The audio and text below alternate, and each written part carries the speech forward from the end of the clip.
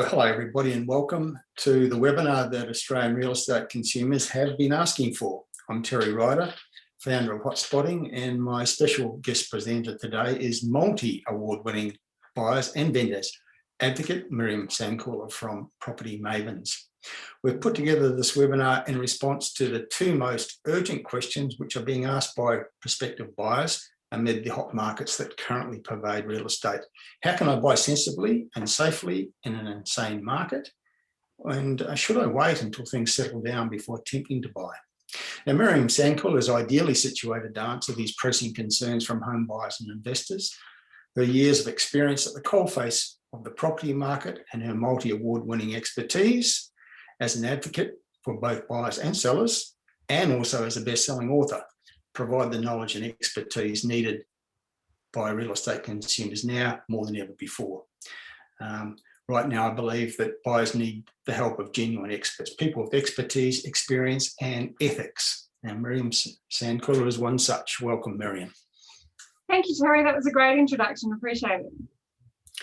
Okay, look, I know you have a presentation for us today, so why don't we just launch straight into that? And before you get started, I'll remind people that if you have questions or comments, please type them into either the chat box or the Q&A panel you see in front of you on your screen. And please keep your questions and comments as succinct as possible and as intelligible as possible, because quite often we find that people bang things in with so many typos and badly constructed sentences. It's very hard to know what you're saying or asking, so please be careful about that, and we'll do our best to give you some intelligent responses.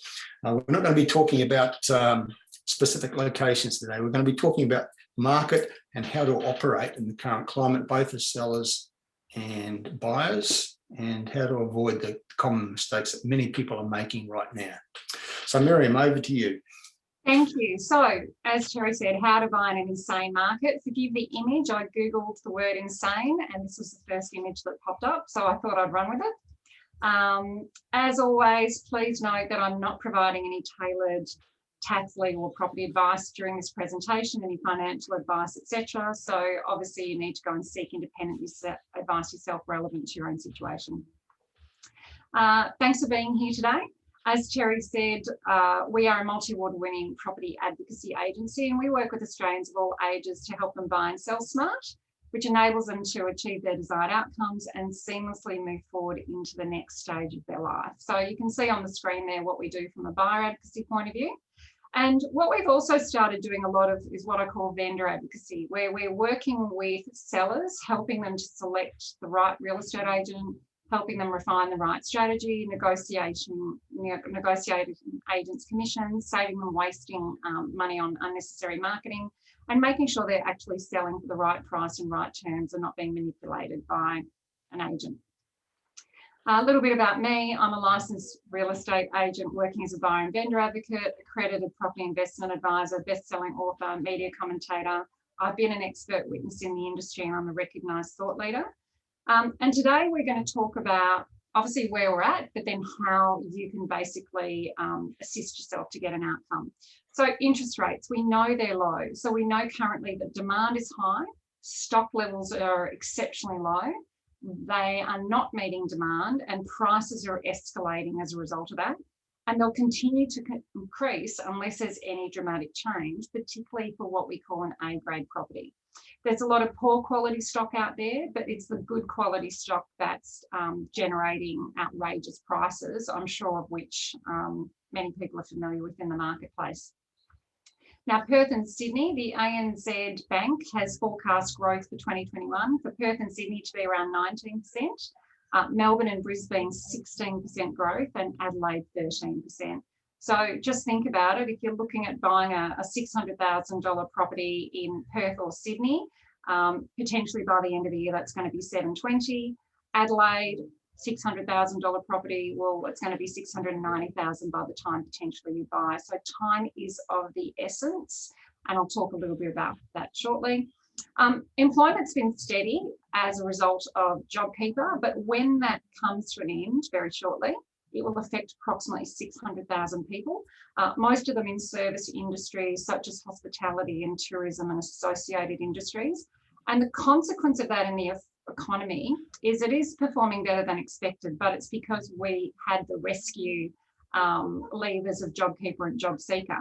But as soon as they stop and change, there's approximately 5 billion that will come out of the economy when that ends. So we're yet to see the consequence of that. And of course, at the moment, home buyers are actually driving the growth in the marketplace, not investors. However, a lot of people are refinancing and they're putting themselves in a position where they can take advantage of the market and invest as the opportunity presents itself as they have equity released in their properties. So as we know, there's not just one national market. There are thousands of markets and sub-markets. Prices can vary according to suburb, part and street. Property performance varies according to supply and demand of stock and buyer and tenant type. And we know what's driving growth in regional areas. And this is what was happening before COVID.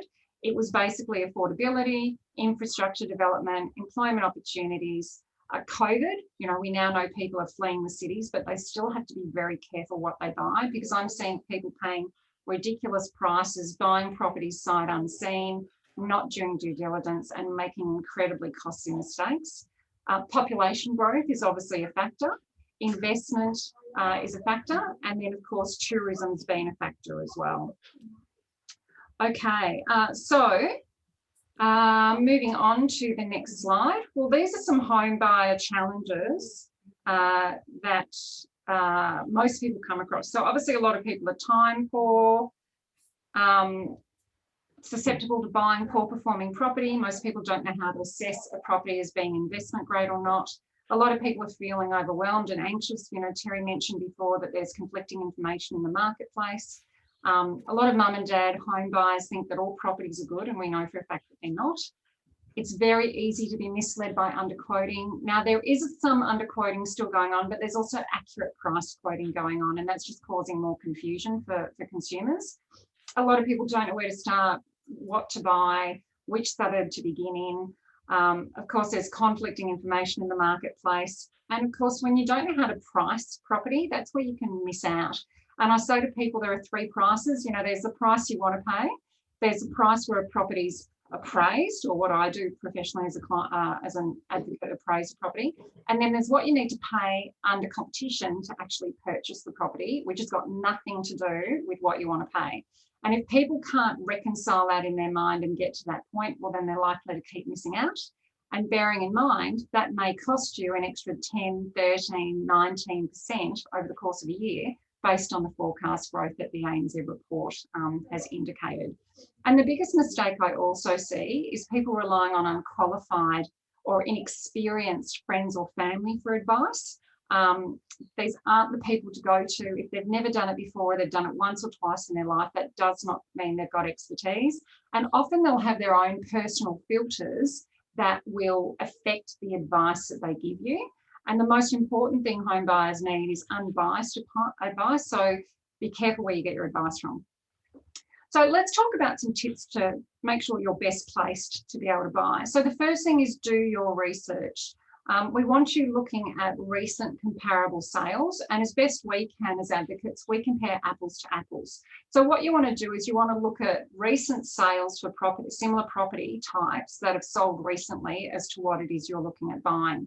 So the first thing you need to do is make sure you're comparing the same land size as a fundamental.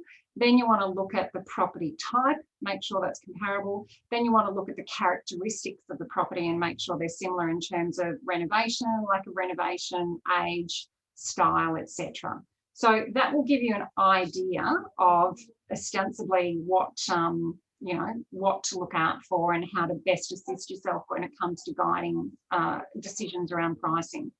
Now, looking out for underquoting, as I said, you need to, in doing your pricing, certainly in Victoria, they have a statement of information with every advertisement for a property that's being offered. I recommend you click on that statement and look at how old the comparable properties are. If they're using comparables dating back to October, we know the market's jumped radically since January. So it's fair to say that they're underpricing the property. More often than not, the argument may be that they don't have more accurate comparables, but certainly we're in March now. certainly there are comparables that are starting to come out from the January and February sales. So just be aware that if they're using recent comparables in the last month or two, it should be pretty accurate. If they're using comparables that are a lot older than that, or they're not reflecting the same property type or same property size or same land size, then that's going to create some confusion. So I'll give you an example. This was a property I just purchased for a client on the weekend. Now, it was quoted between 830 to 890 and the comparables were 6 months old. I actually appraised it for my client between 950 and $1,050,050, and we bought it on the day under competition for $1,060,000. So unfortunately, this is the trickiest thing when it comes to buying property. It's really important that pricing's everything. If you don't get the pricing right, there's only ever one buyer. And so consequently, if you don't get this correct or you're not willing to meet the market, then quite frankly, you're going to keep missing out. And time in a fast moving market is money. The longer it takes you to buy a property, the more those prices will escalate and the more you're either going to have to find more money or make more compromises. So just be aware of that, take that really seriously. The other thing you can do is preparation is key. You absolutely need to be finance ready to go. So what that means is you have to have spoken to your mortgage broker or your lender, and you want a confirmed approval in principle in place. And that's because you need to be able to go into the market knowing that if you're going to attend an auction, that you've got that pre-approval and you're not making a massive gamble by bidding at auction and hoping that you'll get it through. There are substantial delays in the market at the moment because interest rates are so low. We've got a lot of people refinancing. We've got a lot of people taking out extra equity so they can do investing. So there are delays. It could take weeks or months to get approval, depending on your individual circumstance and who you're dealing with. But that's definitely something you want to be ready to go because that will assist you to give you the confidence to buy. Now, on that note, don't let a mortgage broker tell you not to apply until you've bought a property and to make it subject to finance, because not every market will accommodate that. Auction markets like Melbourne and Sydney and possibly even Brisbane, you are buying unconditionally, so that doesn't help you. And even in some instances where you could buy subject to finance, no vendor in today's market will give you 2 or 3 weeks to get finance approval. So by having a pre-approval, that's going to help you. Now, the next thing is you absolutely, as part of your due diligence, need to engage a conveyancer or a solicitor to do a contract review before you buy a property. Not after you've gone to auction, not after you've already bought it, it's too late, but beforehand, because there's a lot of complexity in different contracts and it's the conveyancer's job to pick things up that could impact your ability to do what you want with the property. For example, there could be owners' corporation issues if you're buying a development site and it may limit your ability on what to do. There could be just a whole variety of issues that can bring you unstuck. So that's what you need to do before you purchase, and you want to get a written review as well. So make sure you request that. And just understand there's a cost in not doing some of these. So the cost of not engaging the conveyancer beforehand is you could make an incredibly expensive mistake that you can't get out of. A building and pest inspector, whilst it may cost you a few $100s, it is an investment in ensuring and protecting yourself from making a mistake. So the cost of not doing a building report, every single property I've purchased for a client over the decades, hundreds and hundreds and hundreds of properties, generally they've come back with between $1,000 to $50,000 worth of building issues. And if we hadn't have done that report, we wouldn't have been fully informed to make a decision on how to proceed. Obviously, if it's 1,000 or 2,000 and you can live with it and it's not a major structural issue, well, then you can be informed to decide if you want to continue bidding for that property or buying it. If it's more than that, then you absolutely probably want to walk away and start again.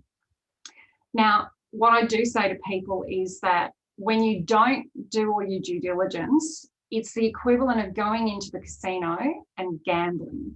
So if you wouldn't go to the casino and put $600,000 on a roulette table, then don't buy a property without doing this due diligence either, because these services are available there for you. They're there to help you minimise mistakes and maximise returns and outcomes. And it's an investment in protecting yourself to help get a good outcome. And then, of course, once you've bought a property, you want to get an insurance broker on board to help you insure it. And that's from the time you purchase it, because the bank's going to want to see that insurance anyway when it comes to part of the finance approval process. And of course, the first step in there is you can actually work with a buyer's agent to help guide you along that journey, to help facilitate introductions, and to be part of your expert team to help you get an outcome. So let's talk about the reality of auctions. Ask yourself how you feel. If you're someone that feels you're going to be really emotional at auction and it's making you highly anxious, then really think carefully about whether or not you should be doing it. You might want to get somebody you know who has experience negotiating to represent you, or better still, pay an experienced advocate. And the reason is, when people are emotional, they make bad decisions. And auctions are designed to hype up emotion in the crowd and for people to basically lose control and pay anything they need to get the outcome. So that's why auctions work really well for vendors, but you don't want to put yourself in a position where you end up with buyer's remorse. And I've seen it happen.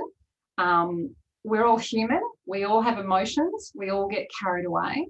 The reason I can do it for my clients is I have no emotional attachment to their property that they're buying. So I'm neutral in my role, and I'm unbiased in my representation of them. So just really understand yourself to know whether or not you're going to be able to cope with the pressure of bidding at auction for yourself. And, you know, being prepared is really important. So I'd suggest, if you do want to do it for yourself, attend auctions for experience. Different agents call auctions differently. They use different terminology. The pace of their auctions are different. So the more auctions you attend, the better feel that you'll get for it. The other thing to do at an auction is fix your limit beforehand. And I do this with my clients because it's not a buyer agent's role to go to auction for a client and then ring them on the phone and try and squeeze more money. That's what a selling agent does. So if you've seen buyer agents do that on TV, they're ex-selling agents doing that, and that's really not appropriate. It's really important when people are clear-headed to fix the budget at the time before you go to the auction, and then you stick with it. Because if you don't and you get caught down that emotional rabbit hole, that's where you can end up overpaying and getting in trouble, or bidding beyond your capacity and getting in trouble. And I had an example of that a number of years ago where I was bidding for a client at a property. I was up against a gentleman who had his daughter with him. He fundamentally ultimately bought the property, but then I got a phone call the next day from the agent saying that he'd gone over his daughter's limit by $20,000, and was I interested in purchasing the property as the underbidder. I basically said I would for $20,000 less. He decided he didn't want to be $20,000 out of pocket, so he ended up having to go on the title and on the loan for his daughter because he got carried away, lost control, and put her in a really bad predicament. So parents can actually cause havoc as well. So again, it's not about who the person is that's helping you. It's about what's their capacity to manage their emotion, to not get caught up in ego, to not get competitive at your expense. So there's a reason why it's important to fix the limit beforehand, so things like that don't happen. Okay, and be bold. I mean, at the end of the day, be confident in your bidding if you're going to bid, and make it known that you're there to buy.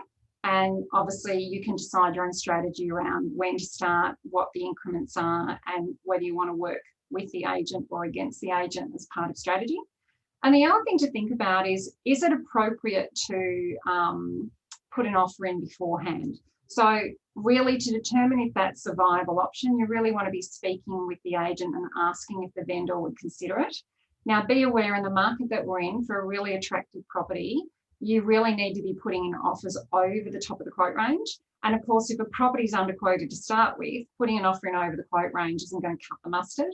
But if a property is accurately quoted, then that may be an option.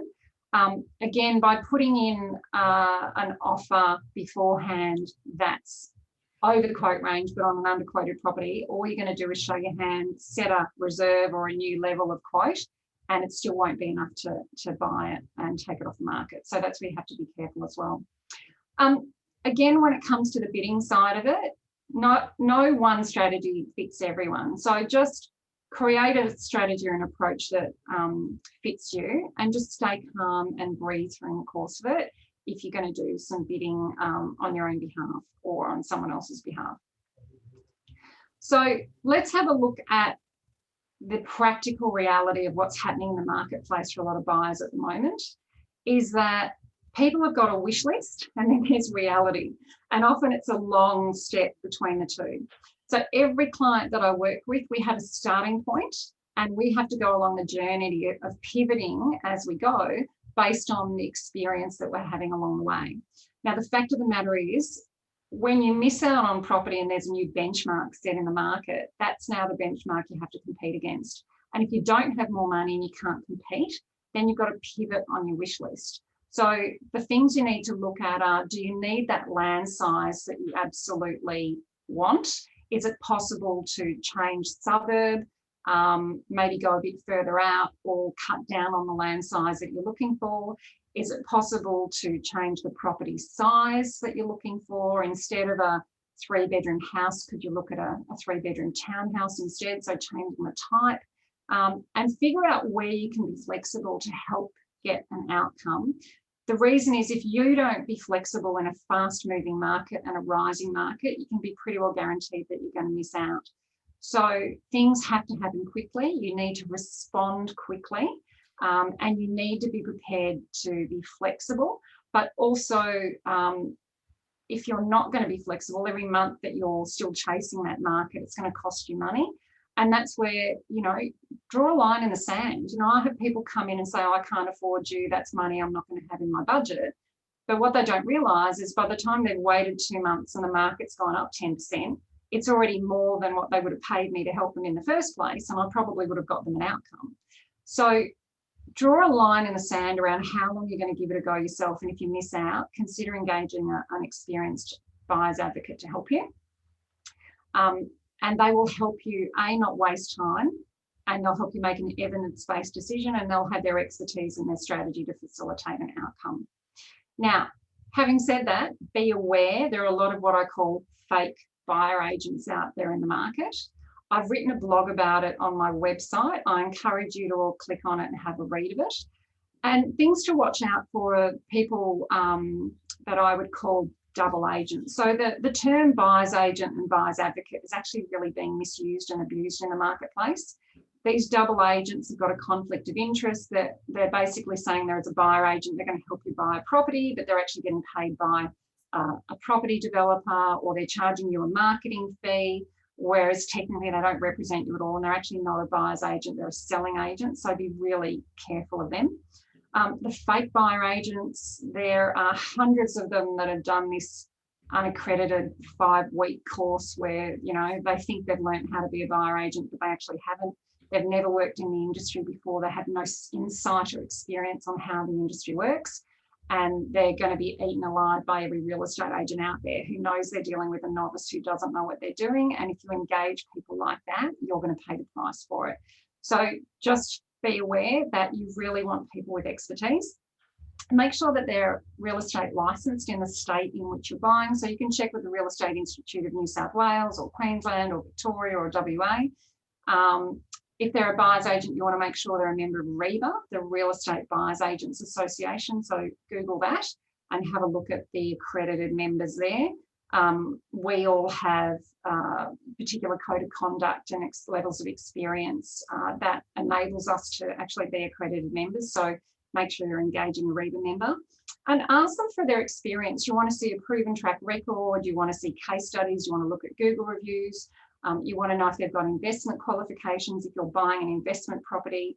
You want to know what their connections are and how many agents they've got relationships with, if it's about helping you find off-market properties. You want to know that they're a great negotiator and researcher, and that's usually evident in testimonials and Google reviews and so forth. But I encourage you to just click on this article here. There are 13 questions that you can ask anyone that you're interviewing around the advocacy side of things, and just to make sure you're making a good decision to engage the person with the right expertise to help you get an outcome. So, Terry, that's the buying side. Do we have some questions before I move on to the selling side? There's one there from David, Miriam, who's asked, I know you touched on this, but nevertheless, David's question is, do you think there's a lot of underquoting, or are agents finding it hard to price a property accurately given the current demand, or a bit of both? Yeah, both. As I said, there are agents who are doing the right thing. but it is a fast-moving market and it's very hard. No one can predict where it's going to go. And we can only ever appraise a property based on a most recent sale. I've appraised properties where they have come in where the quote range was, but it's still escalated and people have paid 10, 15, 20% over the top of that because they're desperate to buy. So this is where obviously having expertise and knowing how the price property comes in and why investing in the help of a buyer's advocate is in fact an investment to help you know where to not waste time, know what to consider as an option, how to pivot, where to pivot, and all of those things. But look, as I said, there's a combination of both going on at the moment, but certainly not the underquoting that we had years ago. It's vastly improved, but it still does exist. There's a question which relates to a reference you made towards the beginning when you referred to how you determine what's investment grade and what's not. What do you mean by investment grade? Well, I personally, part of what I do is I assess 57 attributes in a property and give the property an overall rating. So it's really about knowing and understanding the attributes that are going to enable a property to escalate in capital growth at a faster rate than, say, what I'd call a C grade property or a B grade property. And they're the ones that don't have the attributes or they might be compromised in some way. So I'll give you an example. There's a lot of investment stock in the way of apartments on the market at the moment. Probably only 5% or 10% of that stock is A grade. And if you don't know and understand how to distinguish an A grade property from a C grade property, then you can make a big mistake and lose money on your purchase, just like a lot of people currently are experiencing in the process of why they're trying to sell at the moment. So yeah, basically an A grade property will outperform the market, a C grade property won't, and you may actually even lose money as well. Okay. And just to answer Brandon's question, will a recording be made available to attendees? Yes, we always record these events and we send a copy of the webinars to everyone who is registered for the event, including those who are unable to tune in live today. Okay, so those are the questions so far, Miriam. Okay, all right, well, let's move on to the next step. So we have people currently in the market who are looking at upsizing, downsizing, upgrading, as well as first home buyers. So there are people who are looking to sell their properties as well, whether they sell first then buy or buy first then sell. And some of the mistakes I see people make is they don't necessarily know the best sale method to use or which agent to use or how much to pay them. Often when it comes to agent selection, they might have the right brand for the area, but the wrong agent in the office. They frequently overspend on a marketing campaign because, let's be honest, agents like you spending money on marketing because their brand is going to get the benefit of it, but there's a lot of wasted money attached with that. Whether or not how to present the property for sale. Do you spend money on furniture to dress it up? Do you repaint it? Do you tidy the garden? So there's a balance between overspending or overcapitalising and making it saleable, and that's where needing expertise and input is really important. Understanding property pricing versus personal needs. So I've got an example of that coming up, but what someone wants for their property may have nothing to do with what the property is actually worth. And if you put yourself in a position where you buy first and overpay and then refuse to sell at a certain price because you need that money because you've overpaid in the first place, you can find yourself in a whole lot of trouble and that can backfire. So it's really important that you understand that pricing, what you want and what the market tells you the property is worth can be two different things, and you can come unstuck if you're not careful. People don't necessarily understand the pros and cons of a quote range versus a fixed price. A lot of people don't know how to fill in the paperwork, and even as an advocate, I instruct the agents how to fill it in, and they still come back and sometimes sneak stuff in that I have to go back and get them to correct. So it's really important that these agreements are complex, and if you don't really understand what you're signing, you could get stuck with a really incompetent agent for months and you can't get rid of them. So the devil's in the detail. Agreeing on a reserve price, that can be an issue. It may be that, if you're in a separation or something like that and you can't agree with what the reserve is with your partner, well, then you can't move on with your lives and you can't get a sale happening. And also having a backup plan as well. A lot of people assume that properties will settle at a certain time as an absolute. but things can go wrong, and they do go wrong. So it's always important to have a backup plan if there's a change in settlement timeframes. And again, one of the biggest mistakes is relying on unqualified or inexperienced friends or family for advice, because they have their own filters, their own opinions that may not be based on truth or fact. And if you're going to allow yourself to be influenced by someone who's not an expert, you can make really bad decisions as well. And I've seen that happen. So I'll give you an example. Well, how do you know who the best agent is? Good question. You know, I have worked with upsizers, downsizers, investors. I have dealt with the good, the bad, and the ugly over the years. I'm still dealing with some great ones, and I'm still dealing with some ugly agents. And by that, I mean, you know, lack of ethics and lack of transparency and games and all sorts of things that can go on. Just be careful. There are websites such as Rate My Agent. You can have a look on those kind of websites, but they only show the agents who are willing to give up 20% commission to get a referral from that site. So you don't always have the best agents on there. You have the best agents who are willing to give up 20% of their income to have their, you know, their name on that website. So just be aware of that. The other thing is look at Google reviews. You know, you really want to look at reviews to see how they treat buyers in the transaction, because every agent's got a pitch, every agent's got a story, every agent's got case studies and examples, which is great. But how do they treat buyers? Because when I deal with a selling agent and they're disorganized, they're disrespectful, they don't follow up, they don't give me the information I need to help my client make a buying decision, they're not an agent I'd ever recommend a selling client of mine uses, because they don't have what a buyer needs to help them make a decision to get a deal done. So look at Google reviews and try and get a feel for how they treat buyers as well, and whether or not they're good there.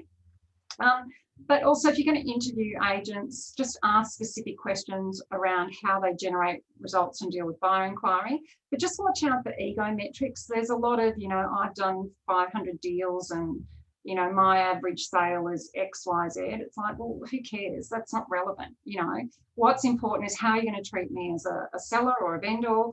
What journey you're going to take me on throughout, who's going to look after me, are you going to look after me, are you going to pass me on to a junior, which is what you don't want that, so a lot of agents do that, and then the junior doesn't know what they're doing, they've never sold a property before and they can't answer your questions, but you're paying someone a premium to represent you, so just watch out for that. Again, it's complicated, and just say, well, you know, tell me about how you're going to manage this situation if it presents itself, and how you work with buyers. So yeah, it's about asking questions. So I'll give you an example. This is a case study where I had a person approach me to help them with vendor advocacy, and I appraised this particular property between 950 and $1 million based on the evidence that I had at hand. I had the ability to recommend specific agents, and I actually recommended an auction campaign. In the end, they decided to go down their own path. They engaged their own agent, who was someone they liked. It was also someone who told them they would get the money that they wanted. At one stage, one agent told them they'd get 1.2 million, which was absolute rubbish. But anyway, they found an agent who told them what they wanted to hear, and that's what you have to be careful of, that you're not getting someone telling you what you want to hear. So they get the listing and then they tell you reality. They ended up taking it to an off-market campaign. They've had offers up to $1 million that they've refused. They want $1,050,000. It's 6 weeks later, it's not yet sold, and we've had the hottest market in over a decade. So that's a consequence of a vendor not being in touch with the reality of the market, being greedy, not willing to invest in marketing to get the best offer, and not understanding that their property, whilst beautiful, has certain limitations that is keeping it at the price point that it's at. So again, no buyer ever wants to pay what they need to buy a property, and no vendor ever likes taking less than what they want. But if you don't meet the market in either stage of the process, you'll find that you can miss out or be left with a beautiful property that should have easily sold, that's sitting around going nowhere in a hurry. Yeah, so that's the selling side of things. Does anyone have any questions on any of that? Well, or any questions generally? I've got all sorts of questions about that whole aspect of the situation for vendors. Are you seeing a lot of instances where people are, as vendors, are just getting quite carried away by what they're reading and hearing about the market and just doing silly things that, I mean, I know you just gave a case study of somebody who was probably asking too much, but how common is that in the market at the moment? Well, there are definitely, like the person who pitched that the property was worth 1.2 million, that was overquoting to get a listing. Absolutely.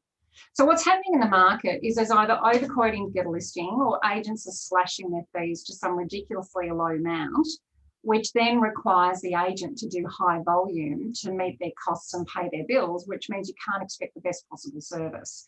So be very careful. Like anything in life, you get what you pay for. If you want cheap, you'll get it, but you'll probably get nasty that comes with it. Or you'll get someone who's not competent that doesn't get your result. 3 months down the track, you've wasted time, effort, money on marketing that has got you no outcome, to then have to engage another agent to then have to do the whole process again. And I actually had one client, I can't believe it, but I bought him a property. He's decided he needed to sell. He did that. He first went out and engaged someone, wasted 3 months, wasted money on marketing. He then rang me to find out how I could help him. But then he disclosed that the very day before, he had already engaged another agent and gone down that same rabbit hole. And then when I spoke with him 3 months ago, again, it still hadn't sold.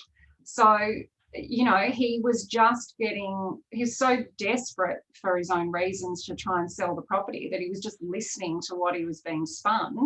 And twice he's made the wrong decision because he hasn't picked agents that have got profiles in the area. He hasn't picked agents with expertise. They haven't really assisted him with the right marketing campaign. And, you know, in my profession, I've dealt with thousands of agents. And the reason I know the good, the bad, and the ugly is because I've actually been on the receiving end of them. And there's a very big difference between someone as an agent with an exceptional skill set in selling, just like there's a big difference between, you know, buyer agents and those that are experienced and qualified as well. So there are absolutely agents I'd recommend my clients use without batting an eyelid. And then there are absolutely agents I'd be telling them to stay away from. Question.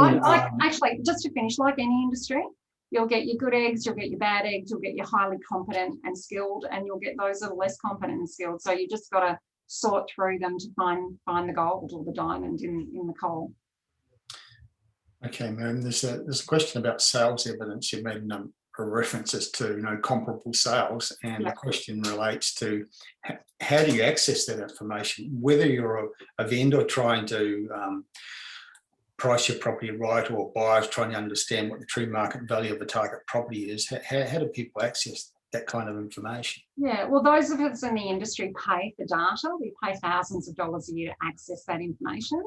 If you're not willing to subscribe to that and pay, then I suppose you can just search realestate.com, search domain, search the portals for recent sales of properties in the area and just see what they've sold for and do it that way. Okay.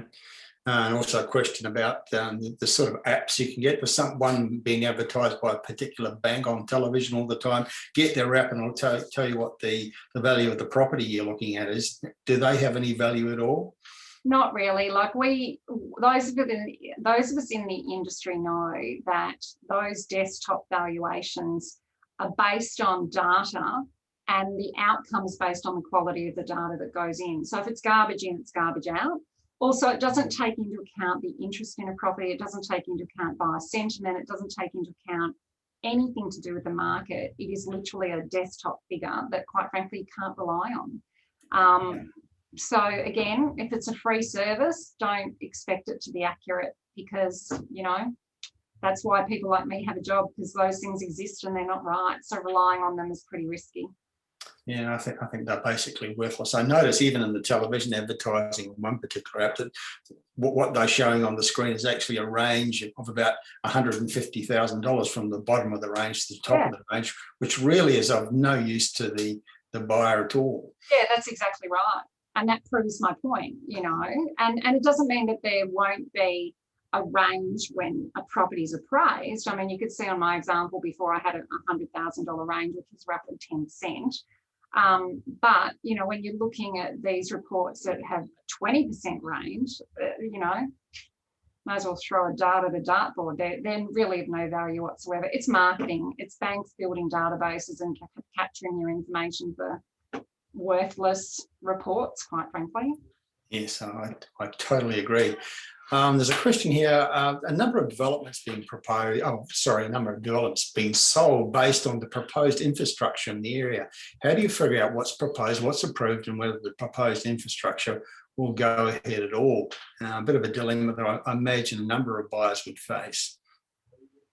So there are websites that you can go to and you can check where the applications are and if they've been approved and what's proposed and all the rest of it. Checking local council websites for what's been approved and proposed as well. It's basically doing your research, picking up the phone, doing the searching on the internet, talking to town planners in the council areas and doing the grunt work. Okay. A question about auction with as a vendor, heavily sold by the selling agents as the best method. Is it necessarily the best method in a market like this? Well, it depends on the property. I mean, some properties are so unique that they're actually hard to price because they are very unique in terms of what they are in the suburb that they're in. In those instances, there are agents doing what's known as an expression of interest, which is really waiting for someone to come along and blindly guess what they're willing to pay under the circumstances, and it's not transparent. The good thing about auctions is they are transparent. Everyone can see what's going on. So I do a lot of work in the regional markets at the moment, and I'm finding that regionally the agents just aren't up to speed with what's going on in the city. So obviously during COVID in Melbourne, we were running virtual auctions. They didn't have to do that regionally, so they're still operating very old school and behind the times a bit. They're auction averse anyway. And then when it all gets too much and they've got too many offers, unfortunately, some of them do this final and best offer by 5 o'clock, which is ridiculous. They convince themselves and the vendor that's the best way to go, but it's actually not, because it's not transparent. So they never get the best out of people because people don't trust the process. And twice I've missed out on buying properties for clients because I'm not willing to overpay for a property in a process that's not transparent. Even though I've got the money to do it, that's not my job. And I've explained to the agents every time that, well, you didn't do the best thing by your client, because if it had been transparent on a virtual auction or just a transparent process, I had 50, 60, 80, 100,000 more to spend. So you've actually cost your vendor money because you're refusing to provide a transparent process. So look, is it the best for every specific property? Not necessarily, but it does create a transparent process. It does put everyone against each other at the same time. But equally, you could put a private sale there and it can turn into what's called a Dutch auction anyway. So again, everything's case by case. And it's about the agent recommending it and supporting why they're making that recommendation. Okay. So we're going to talk a little bit more about one of the central points or central themes today, Miriam, and that is the question that people are asking today, and people are asking us all the time. Should I wait? Because it's just too frenetic. It's too hard to compete in this market. Maybe we should wait till it settles down. I know you have some thoughts about that. Yeah, well, last year people were saying, I'm going to wait until the market crashes, and there was no evidence to support that. Your options are wait and watch prices escalate and be priced out altogether, or get in, jump in, participate while the bank will give you money and you can afford the interest rates, and do what you can to get an outcome or engage a professional to help you. Because you can wait and watch, but again, there's nothing indicating in the short term that the heat in the market is going to slow down. There are plenty of people who are employed. There are plenty of people who are refinancing and cashed up. There are plenty of people who could never afford to buy, but now they can. And there's nothing supporting the idea that that's going to slow down anytime soon. So every month you're out of the market, it's going to be costing you money. And so if you're willing to sit out of the market and watch the market increase by 15% over 12 months, well, then engage and pay a professional to help you, where you'll pay a heck of a lot less and you'll probably actually get a property. Okay. We do have the capacity to unmute some of our people listening and allow them to ask their questions live. Are you happy to take a live question? Sure. Okay, Katie, so Will has his hand raised. If you're able to unmute him and bring him into the conversation. Will, you're unmuted if you'd like to ask your question. Oh, hi, it must have been by accident. I'm so sorry. So I didn't realize that. Oh my gosh, my bad. But no, anyway, great webinar. Thanks for the info. I am thinking of selling my apartment, which is actually in a different state. I'm in Melbourne, but the apartment is in Sydney at the moment. Any tips in regards to engaging a real estate agent interstate? Well, see if you can find a vendor advocate to start with. That's the best bet, because they'll project manage the whole process for you, which is a really good way of dealing with it if you need to manage. Yep. Which city are you in? I'm sorry. I'm in a Where's train. the property? Where's the property? It's in the lower North Shores. It's near okay. St Leonard Station. Yep. Kind of that way. Yep. Okay, look, you could do one or two things to start with. You could get all the information specific to the property, including a contract ready to go, and contact the buyer agents in the area who buy in that area to see if they're interested in an offer or looking at it for their clients. Having said that, you probably want to get a valuation on the property first to understand what it's worth. Alternatively, try Google vendor advocacy and try and get a vendor advocate to assist you. Yeah, because it's obviously a bit tricky to manage a real estate agent interstate, so it will be good to get some help in that sense. And the other thing is I'm finding it a bit tough to get tenants as well, hence the reason why I'm actually considering selling it. I think selling it might be able to get more people that's interested in the property. Sorry, Will, we're struggling to hear you, but thank you for your question anyway, and good luck with that. Yep, thanks for that. Cheers. Okay, thanks, Will. Monica is asking a question. I know you've addressed this, but the question nevertheless, Miriam, is that there's a low level of supply in the market. If prices are growing so quickly, why wouldn't more owners be selling? And I know you addressed it, but the question has come through again. Yeah, so again, a lot of people don't want to sell until they're bought because they want the certainty of something to go into. They don't want to be left homeless, and they don't want to sell and then have to buy in a rising market. So it's a real catch-22. People are risk averse, and it's a little bit chicken and egg. So really the properties that are going to the market are deceased estates, where there's a separation or a divorce, where people have got levels of debt that they can't sustain and they've got no choice but to sell. And then it's voluntary. And as I said, there is a lot of stock on the market that's C grade, but it's that challenge of, just hanging out there and waiting for the properties to come up, or using a buyer's agent who gets access to off-market properties. And I myself have done a number of off-market properties or bought before auction in recent times. And again, without trying to shove it down everyone's throat, that's what you're investing in. You're paying an expert to help you get that outcome. Which brings to mind, Miriam, a question we're often asked a lot, and the dilemma for people, particularly in a market like this: should I sell first or should I buy first? And I mean, it's a real problem for people, isn't it? Trying to get the timing of all those things right. Is there a happy medium for people to strike? Probably not. You have to make one decision or the other. I mean, I had a client where last year we sold at the very end of the year because she wanted some certainty of being able to, have cash and move forward. And the consequence has that we've found the market rising very rapidly. I'm helping her buy now. And we've already missed out on one auction because she didn't want to pay what she needed to meet the market. And that's the lesson that all buyers need to learn. If you miss out because you don't want to pay what you need to, well, then if you don't change your position, you won't buy. So, and this is what I was talking before about pivoting, what you want and your wish list and where you start. If you cannot continually increase your budget, then you're just going to have to make changes and be flexible and make them really quickly and just accept the reality of the situation and move on. So with this particular client, she's had that first experience of where she went to, which was actually a really good budget, but we're up against someone who would have kept going and had more money, and it just wasn't worth driving the price up for the sake of it.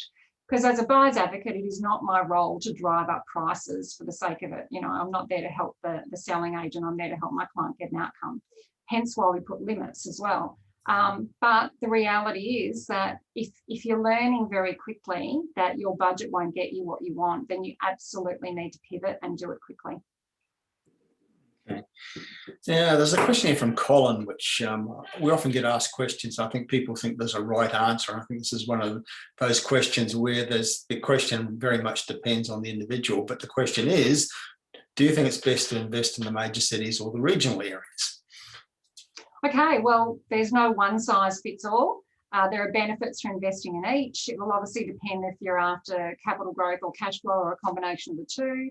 It'll depend on the individual's financial circumstances, their risk profile, their serviceability, their debt levels, their overall portfolio development. So there's no right or wrong. It's, you know, ideally you want to be working with a property investment advisor or an investment qualified buyer's advocate who can help look at your strategy and assess it and then make a recommendation accordingly. So I'll get people who come to me with a budget and they go, I don't know what to do or where to buy. And then we'll talk about the pros and cons of each, and we'll talk about what their budget will get them in either of those areas, and then we make a decision accordingly. So it's not about do you buy in region or city, it's reverse engineering it from this is the money that I've got, this is my situation, this is what I can borrow, what's the best way to invest that now? And I've got a best-selling book called Property Prosperity that you can download off my website for $4.99 on Amazon or Kindle, I think. And that talks about all of that in there. So there are definitely some really good tips in there to have a look at as well. The second part of Colin's question is there a trade-off between capital gain and yield? And another question we often get asked, Miriam, in that I think a lot of people think you've got to make a choice between one or the other. What are your thoughts on that? Well, often there is a trade-off. I mean, some people go to areas where they forego capital growth to get an extremely high yield, but the risk is that they may struggle to resell the property down the track. Others go to areas where they're going to get higher capital growth at the expense of yield, because that's just the nature of the market. And you can get a balance of the two. So again, it'll come down to everyone's individual situation. Yeah.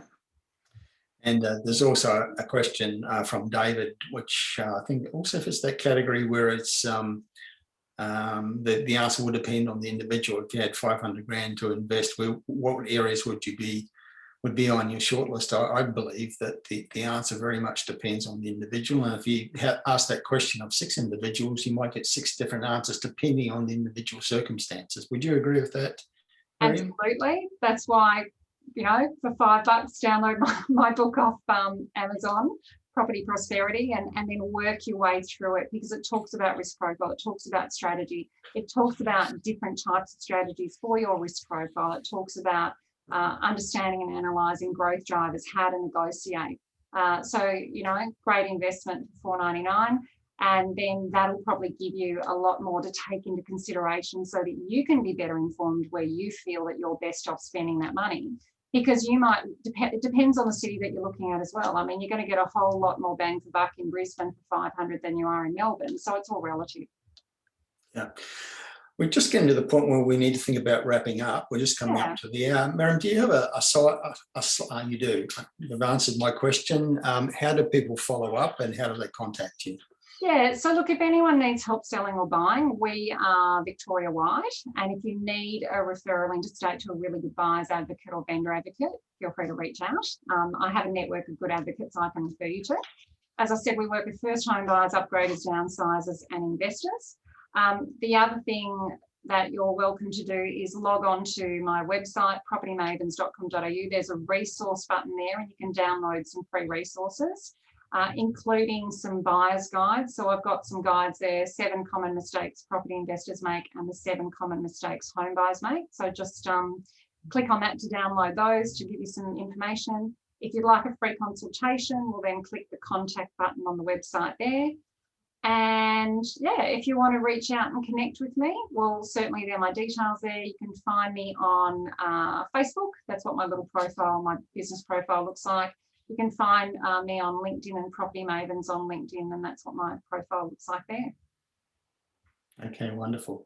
Well, thank you, Miriam, again. It's always love doing these webinars with you. It's always really informative, always good information, always entertaining, and lots of takeaways. And today for me, there are a number of key points that I think that people should take away with them, and they include the importance of preparation. Preparation is the key. Time is of the essence, perhaps more so now than ever before. People are making incredibly costly mistakes by not going about it the right way, not getting good advice, not having a team of experts around them before embarking on either buying or selling. A very well made point about there's a cost in not spending money on some of these processes that need to happen before you buy or sell. The importance of avoiding what Miriam called the emotional rabbit hole, particularly if you're a buyer, particularly if you're bidding at auction, and the point that sellers need professional help too, not just buyers. So Miriam, many thanks for a wonderful presentation and lots of great information. Let's do it again soon. You're very welcome, Terry, and good luck to everyone out there. I feel your pain. I deal with it myself professionally. It's not an easy journey, but just do as much as you can to protect yourself along the process. Okay, wonderful. Good way to end. Thank you, Miriam. Thank you, Miriam, for participating today. Thank you for your questions. And please, if you have further questions or a need for professional assistance out there in an insane market, please follow up and contact Miriam with the details that are currently off on the screen. And everybody who registered will receive a recording, so you'll be able to watch it again or at your leisure. Bye for now. Thanks. Bye, everyone.